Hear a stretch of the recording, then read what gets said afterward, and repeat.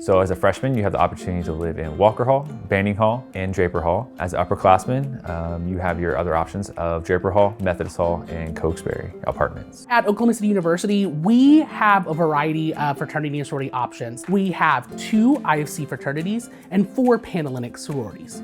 In our fraternity and sorority community, we see our students blossoming in that we see them take on new leadership positions and growing in organizations, reaching executive level positions in those organizations. And we really see our fraternity and sorority community in particular becoming the leaders on campus inside and outside of their organizations. Here at Oklahoma City University, we have a wonderful resource for our students. We have a full-service family practice clinic on campus. So they have anything from sutures to lab services to wellness check.